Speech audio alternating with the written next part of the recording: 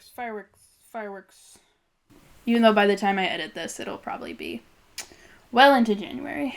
But my New Year's resolution is to read more comics, and I think it should be yours too. Here are the top 10 comics that I would recommend for you to read this year. And some of them are new to me, and I hope all of them will be new to you. I am not going to go through the solicits for all of the comics that are going to come out this year. There are countless articles, YouTube videos that can do that for you. First off, I want to say number 1, comics you should be reading. Whatever you're interested in that's currently coming out. Find something. There's plenty. You've got the Absolute line. You've got Mark Waid's Justice League Unlimited, which I'm actually really enjoying. Frankly, a lot of the All-In stuff from DC is really good. The Question, Black Lightning, New Gods, Batgirl, and also like the continuous Birds of Prey run that's been going for a while. It's not starting this year. You've got the Green Lantern Corps that is coming out, and I'm beyond hyped for. We even have the Secret Six coming out. Oh my gosh. But here's my hot take. No one actually reads comics. There has been a rise, not just in 2024, but for several years now, of people not actually reading comics, and I can tell. There's my side of fandom, where there's a lot of the fanfic girls who will be not reading the comics and just reading the fanfiction and assuming that they can apply it to the characters. And it's this endless cycle of fanon eating its own tail, and it's boring, and I hate it, and it tends to be flat and uninteresting because it's fandom eating its own tail instead of actually going to the source material and elaborating and adding new rather than just copying what you see from other fanfics. You know what I mean? But on the other hand, I see Twitter. I'm on Twitter. Y'all don't actually read comics, especially people who mostly start with the movies, who have a sense of nostalgia. They feel like they have a sense of ownership over comic books and the superhero genre, and they just don't actually read the comics. They just feel like they get the gist because they've seen the movies. They have a lot of nostalgia for it, for those childhood cartoons, but they don't read the comics, and it shows, and we all look so dumb and so stupid. So here are some old comics I think we should be reading. I'm sure we're all super excited for the new Superman movie coming out this summer, but James Gunn has had his own reading list. I'll put it right here. But what's not on that reading list is Superman Smashes the Klan, and I'm recommending this as the second book that I think everyone should be reading this year because I have seen a lot of conservative takes about Superman on Twitter, and I also see normies saying it as well, that Superman stands for truth, justice, and the American way, and they kind of extrapolate that to mean conservative, when really this is the exact opposite of Superman. And I think Superman Punches the Klan is a fantastic, self-contained, wonderful stretch of comics. Usually collected in a trade, that's the easiest way to read it, is by the same author who wrote American Born Chinese, another great graphic novel I would recommend. Everyone should read American Born Chinese! Yes, it's really good. It's fantastic. And I encourage people to read these sort of books that they would maybe consider more YA, that they would consider more to be for children, when the reality is these books have a lot to offer, especially Superman Punches the Klan. It is fantastic. Smashes the Klan. Superman Smashes the Klan. It is fantastic. I love it. We have a new Supergirl movie coming out soon, and everyone is recommending Supergirl, Woman of Tomorrow by Tom King. It's not Tom King's worst book. It has beautiful art, and he had a lot of help and co-writers on that. And in recent years, Tom King's writing has declined, in my opinion, because he has been given less oversight and less collaboration. Yes, you can read Supergirl, Woman of Tomorrow, but what I would recommend is Action Comics. Recently, Mariko Tamaki has had a long stretch of Supergirl shorts, stories in the back of Action Comics, and they are fantastic, and I recommend checking them out because they are so, so good, and I would love for Mariko Tamaki to actually get a Supergirl run. You should also check out Mariko Tamaki's Supergirl special in that same line, where it's a introspective on sort of Supergirl's relationship to Earth and Krypton and the Super Family, and how Power Girl is a sort of alternate universe version of her. It's fantastic, wonderful. I hear great things about it. You all should check it out. anything by Mariko Tamaki. Also in this same vein, recently in 2024, I have become a Booster Gold fan. I am absolutely obsessed with him, and I see a lot of people recommending the same couple books for him. You should read 52, you should read Volume 1, Volume 2, JLI, and like, all great books, all fun reads, but I think one thing that a lot of people neglect to mention is sort of the tail end of Justice League of America that sort of starts with, like, when Superman died, Doomsday, and sort of the fallout of that, and then leads into Extreme Justice. I highly recommend Extreme Justice, and I want more people to give it a chance. Yes, the art is aggressively 90s. Yes, Blue Beetle looks like Spider-Man. I don't like it either. It's upsetting, but I think this is a really interesting era for Booster Gold that I don't see a lot of Booster Gold fans talk about, and it makes me think that they straight up haven't read it, perhaps, that this is something that has flown under the radar because it is so ugly. But it deals a lot with disability and, like, specifically how Booster Gold has been disabled by being a superhero after he loses his future suit, and he is essentially in this, like, robot suit that is acting as a life support machine. He has his arm missing, and it deals with a lot of his, like, complicated feelings around being disabled. He is a person who has built so much of his life around his body, and I think it's a super interesting read, and yes, I am disappointed by how that sort of is resolved, but it's really interesting, especially because DC does not do a super great job at talking about disability in their comics, and it's a real shame. So I like to go back to older stuff to read about characters that are disabled. Speaking of disability in comics, I think we should all also read the original Birds of Prey run. It's just fantastic. If you haven't read it already, it's very good. Barbara Gordon, stellar, fantastic, amazing as Oracle, and I miss her every single day.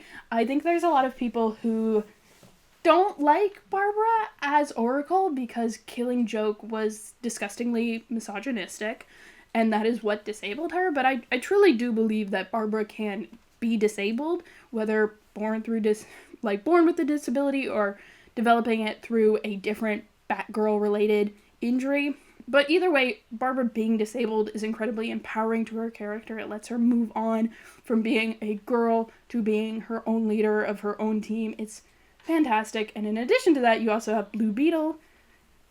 I have to rep Blue Beetle because I'm a Booster Gold fan. They're a duo. You cannot separate them. They are a match set. What's really interesting about it is that you also have Ted Kord learning about his own disability that is mostly unrelated to superheroing, and it's super interesting, and I love it. Also with this, DC has started putting out milestone books again. Specifically, right now they have Shadow Cabinet going.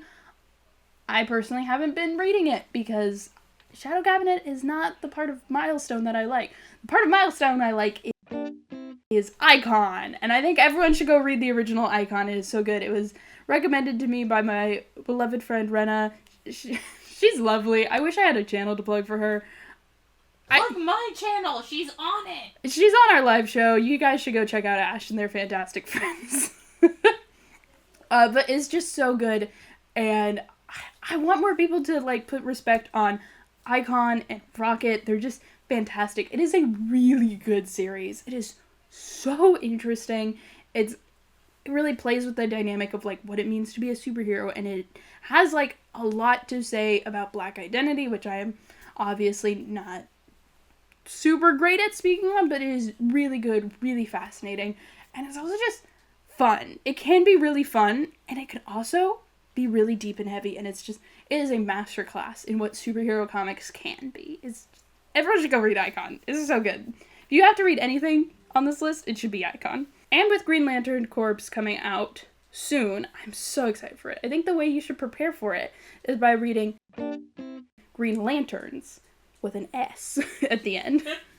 Because I've seen Simon Baz on a few of the variant covers, and I am so excited because I love him, and he is probably the most underutilized Green Lantern. He was introduced to the New 52. He's a really interesting character, and he hasn't had a lot of time to shine because he's immediately partnered with another new Green Lantern, Jessica Cruz, and I think they have a fantastic dynamic in Green Lanterns. It's a really fun read.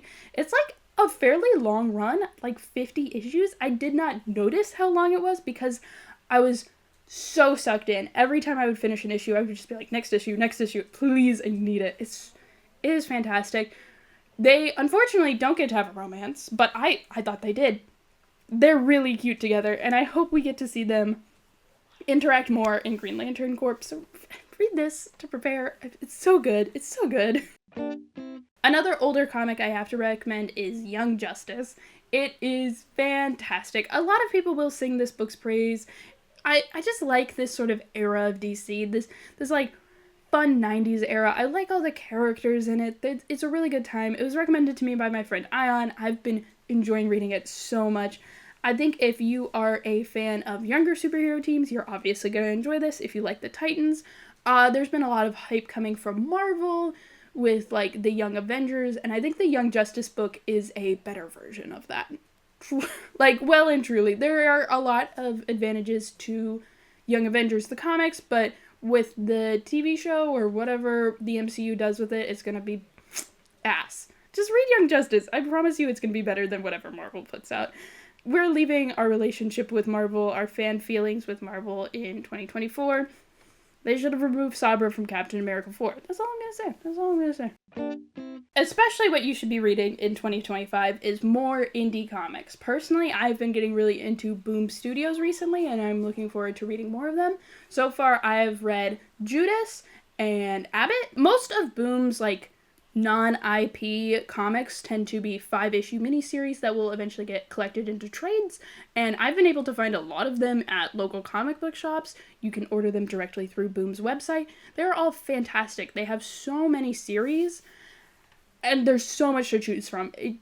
Every single genre under the sun, all of them have gorgeous art, and Boom does also do a lot of IP stuff. I've been reading the Labyrinth comic that's been coming out. It's been coming out in 2024. I think the last issue comes out in 2025. Very good. So awesome. I think if there's a franchise you like, you should look for it in Boom. You have IDW that has a lot of franchises. You have Sonic, Transformers, Star Trek Lower Decks. Star Trek Lower Decks. Bye. Woo! Hold on. Can I come on? Yeah, you can come in. Everyone. Hold on. Okay, I'm just gonna sit on you. Everyone needs to go read the Lower Decks comics. Lower Decks Season 5 is the end of the show, but it is being continued in the comics by my best friend, Ryan North. And you need to go read it, because the show was really good. Another great indie studio that I would highly recommend is Image Comics. You definitely know them from Invincible. You might know them from Saga, but you definitely should be reading Radiant Black. Oh my god. There's a lot of hype around this online, and it is worth it. It's really good. It's kind of similar to Power Rangers, but not at all at the same time. It's very good. You should check it out. I don't want to spoil too much. A lot of these indie studios make a lot of their money from trades, which I think makes them a lot more accessible. You can definitely order them from each of these individual companies' websites, but you also can probably find them at your local comics or even for free at your local library. With the bigger studios like DC, in my opinion, it's fine to pirate those.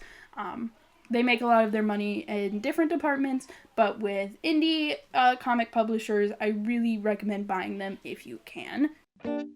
And the last comic that I want to recommend people read in 2025 is not really a comic, but I want to encourage people to read more non-fiction comics, graphic novels, whatever you want to call them. I think that it's been rough politically, and it is going to continue to be rough politically. I highly recommend reading Mouse. It is a fantastic insight into the complexity of genocide, and the author is going to come out with a new book, wild, about the genocide happening in Gaza, and absolutely astonishing. It takes a lot of courage to do that. There's something so honest in the visual representation of comics in nonfiction. It is truly mind-blowing how deeply they hit you, more than just words on paper, but sort of the simplicity of black and white imagery just has so much truth to it.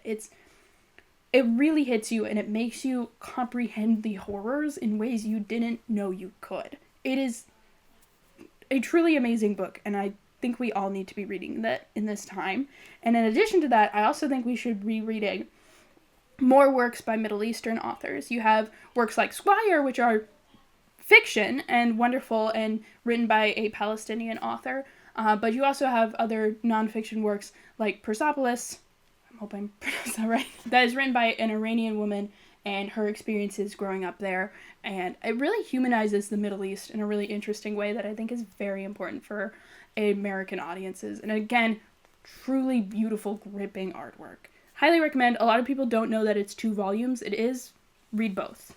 And yeah, that is my list of comics that I think we should be reading in 2024. A lot of DC ones, but I kind of want people to get curious when it comes to indie works and traditional graphic novels. Like, I search for what you want to look for. I just want us to be reading more in 2025 and in all years forward, because literacy and education is going to become very, very important. I feel like I should do an end card. Like and subscribe. Like and subscribe, I guess. It got heavy there at the end. On my channel.